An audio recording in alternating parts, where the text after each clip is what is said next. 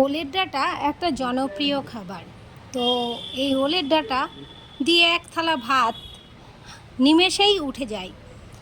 আপনাদের সঙ্গে আজকে শেয়ার করতে চলে এসেছি ওলের ডাঁটা কিভাবে তৈরি করলাম। তো চলুন জেনে নেওয়া যাক।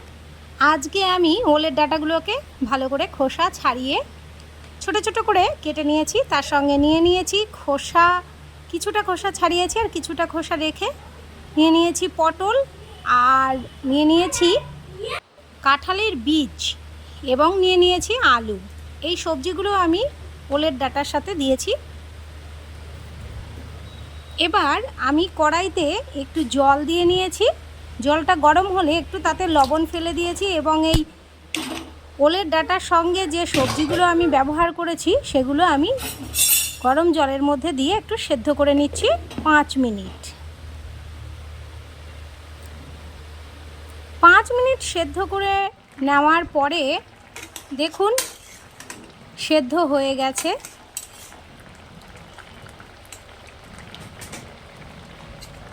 এইবার আমি এটাকে একটা ঝুড়ির মধ্যে জল ঝরাতে দিয়ে দেব, নামিয়ে নিচ্ছি এবং ঠান্ডা জলে ভালো করে ধুয়ে নিচ্ছি। এবার আমি কড়াইতে তেল দিচ্ছি। তেলটা গরম হলে আমি এর মধ্যে দিয়ে দিচ্ছি কালো জিরে,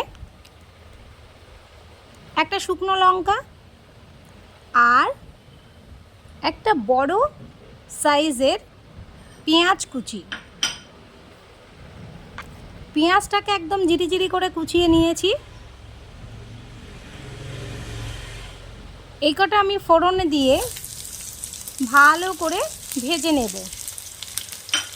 পেঁয়াজটাকে আমি একদম ব্রাউন কালার যখন আসবে তখন আমি সবজিগুলো দেব।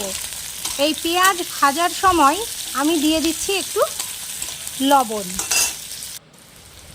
লবণ দিলে পেঁয়াজটা নরমও হবে এবং ভাজাটাও খুব সুন্দর হবে, পুড়ে যাবে না।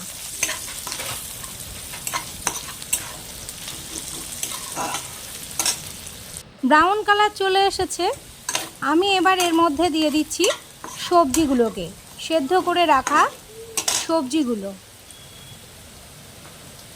সবজিগুলোকে দিয়ে আমি একটু ভালো করে নাড়াচাড়া করে নেব এবং এর মধ্যে আমি দিয়ে দেব আমার পেস্ট করে রাখা মশলাটি।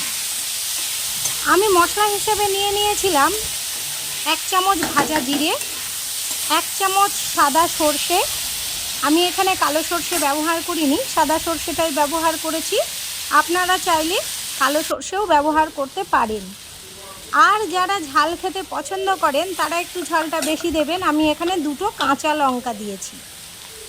আমি পেস্ট করে নিয়েছি, মশলাটা পেস্ট করে আমি এতে দিয়ে দিয়েছি এবং তার সঙ্গে আমি দিয়ে দিয়েছি পরিমাণ মতো হলুদ এবং স্বাদ অনুযায়ী লবণ আর একটু মিষ্টি। এবার আমি এটাকে ভালো করে নাড়াচাড়া করে নিচ্ছি। একটু ভালো করে নাড়াচাড়া করে নিয়ে আমি আর 2 মিনিট হতে দেব।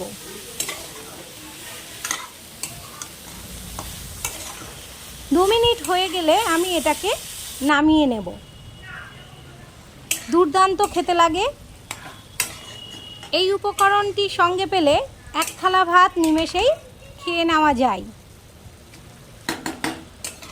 আপনাদের ভালো লাগলে লাইক, কমেন্ট, শেয়ার করবেন।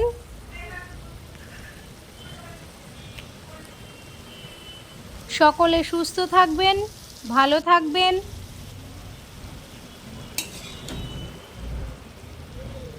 হয়ে এসেছে, এবার আমি নামিয়ে নিয়েছি।